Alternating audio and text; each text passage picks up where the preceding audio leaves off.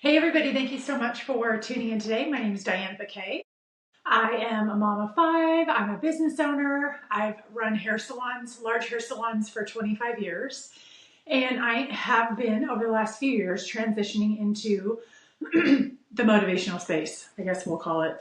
So if you want to find out more about me, you can go to dianapaquet.com. On there, you could sign up for a free course. I have I'm so proud of it, confidence boosting course. It's quick, actionable steps that you can take in a 7-day period. It'll drip to you every day in your email for 7 days, and you'll get on my email list, and I'll be able to tell you about when my latest podcasts come out and show you kind of what I'm up to. And then also there's information on there if you'd like to work one-on-one, if you feel like you need someone to come alongside you and talk to you about how to reach those incredible goals that you wanted to reach, or how to chase happiness, or how to become more confident in yourself. I'm there to help you, and I would love to meet you and talk to you. So dianapaquet.com is my website, and then if you just want to reach out and DM me, you can go to ms.dianapaquet, and the last name is Paquet. Pronounced like ballet, but spelled like Paquet. So anyway, hi, great to be with you guys today. I wanted to talk to you today about why a self-love journey, pursuing self-love, pursuing self is such an important part of leading a healthy, balanced life as we go through all stages of life. In our 20s, it's going to help us set boundaries and decide who we are. In our 30s, it'll help us transitioning if we're going into parenthood or career. In our 40s, it just goes on and on. It's so important to establish a relationship with yourself, that you can count on yourself. So that means whether, I can name 10 things off the top of my head. Your relationship ends up ending in divorce and you weren't even expecting that at all. Your kids grow up, they move out, your friendships change, your career changes. You put all this time into becoming a city employee and you get laid off, whatever the thing is, always being able to go back to this cozy place of yourself is super important. And unfortunately, it's not something that you just get to and then you're like, I got there, I'm done, I never have to work on it again. It really is a daily, moment-to-moment practice to take care of yourself. I've talked about this in the podcast, I was diagnosed with Graves' disease in December and was not expecting that at all, had always led a very fortunate, disease-free life. My biggest problem was probably that I would always carry a few extra pounds here and there. And now I'm dealing with this. But I am so glad I have this established relationship with myself. I love myself. I care for myself. I know how to take care of my emotional well-being. I know when I need to rest. I know when I need to get up and get going. I know myself. And that didn't happen overnight. It happened over having experiences. Back when I was young and I was in my 20s, there was nothing like this. There was like the Oprah show. And, there wasn't people on the internet you could go and listen to who were having real everyday experiences. And I think it's so great now that there's so many options. And you can find people on the internet that really resonate with you, follow their story, and get help, So I have this little beautiful long line of sticky notes. These all kind of go together. I was writing these up yesterday. And actually, if you sign up for the course, this is one of the first things I talk about, is paying attention to what brings you joy. Because I think a lot of us, when we go through a transition in our life, we don't necessarily remember like what lights me up. I remember having postpartum. I had Lincoln at 46 years old, and I had postpartum with all of my pregnancies. But this one was particularly gnarly. And I don't know if it was my age or what, but man, I would just sit and cry.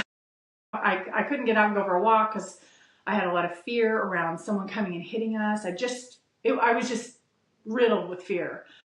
And one of the things that helped was my husband was like, well, what do you want to listen to? And I was like, I don't know. And Steve Miller Band, which is like an old, great, like bar vibe band, came on. And I'm like, I love this. Who's this? And so then he just put on Steve Miller Radio. And I was singing. I knew all the words. I'm like, oh my God, I had no idea how much I like this band. I know all the words. And so that was kind of a go-to. We'd get in the car and he would drive me around and I would listen to this music and just slowly had like at least one thing that started to make me feel better. So knowing what you like is going to be a really big deal, and noting that. And I think sometimes we pay attention to what does our spouse like, pay attention to what do our kids like, but knowing what you like and what comforts you is a great way to have a healthy habit of doing something rather than falling into something toxic. Like I'm a classic toxic overeater to comfort myself. But then I end up with another problem. I'm not just feeling depressed or feeling down. I also am making myself sicker or eating foods I shouldn't be eating. So it's important to know what are those go-to things that really you can support yourself with but not hurt yourself with. I wrote in here, find a way to bring joy, little bits of joy into your daily life. And whether that's a text thread, I have girlfriends who don't live around here, but I get on Marco Polo with them and we send funny videos back and forth. I also have other friends who are like busy working friends and they don't have a lot of time. So we send funny like things that are on the internet that just like crack us up.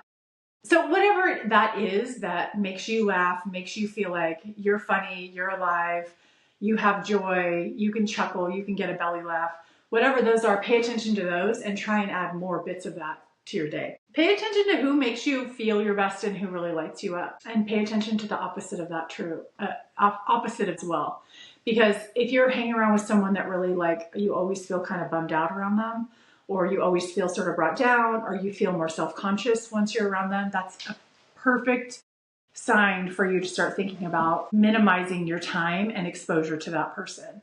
I'm totally aware that some of us are either in relationships or like maybe it's your mother-in-law or maybe it's your sister-in-law, something like that, where that's a hard person to get along with, but it's your family and so you don't really have a choice.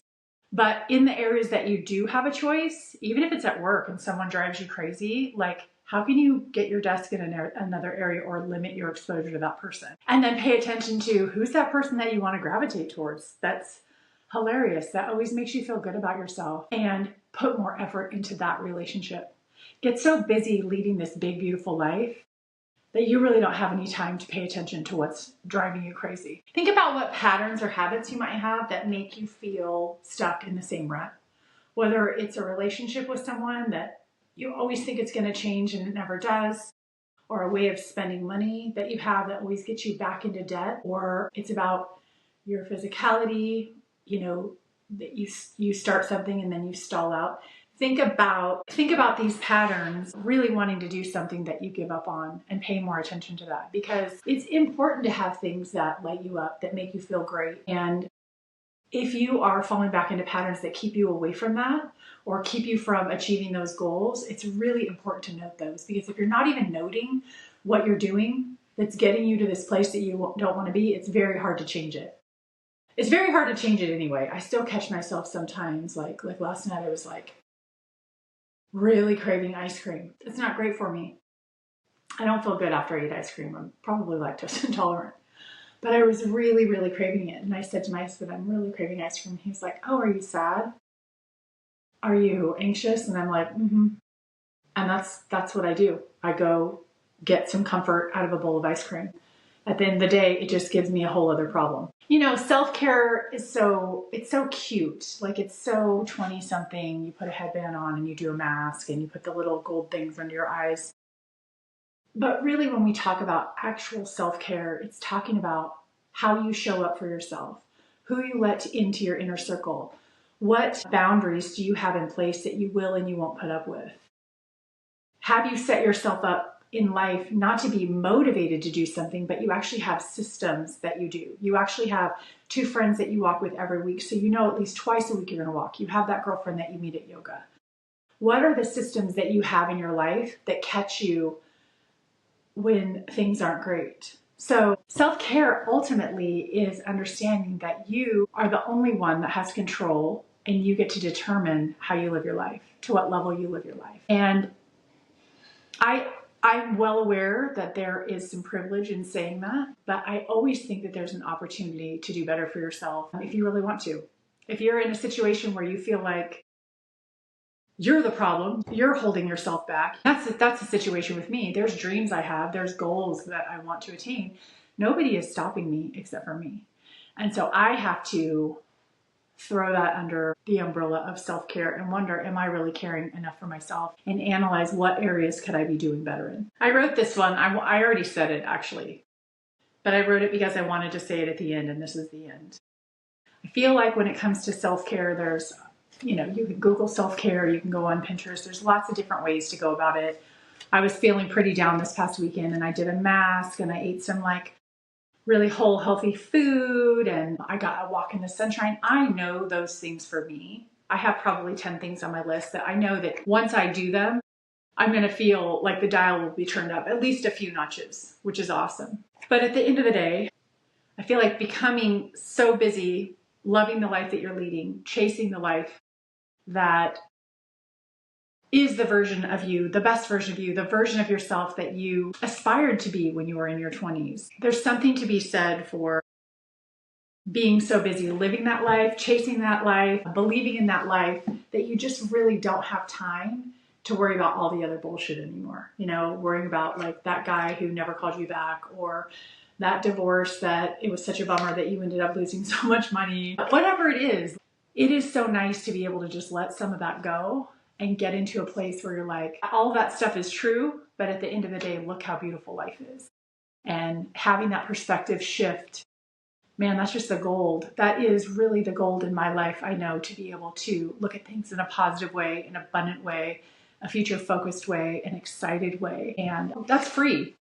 No one gave that to me. It's all been work that I've done, and it's free. You also can choose that. You also can choose to live in an abundant way that your thoughts are about not only the cool things that you have going for you now and living in the moment and being excited about the moment, but also how cool things are going to be in another 5 years, because you are working on your goals and you are becoming that version of yourself that you always wanted to be. So the version that I want to be in 5 years would be working strictly in this realm, whether it's public speaking, on stages motivating people, whether it's writing books or my podcast, having incredible guests on my podcast that light other people up, creating amazing courses that you can take on your own time, and or me getting coached by people so that I can pass that on and become a better version of myself.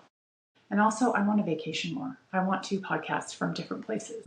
Yeah, so I'm just calling my own shot, drawing my own line in the sand too. Anyway, thank you guys for being here. Again, my website is dianapaquet.com.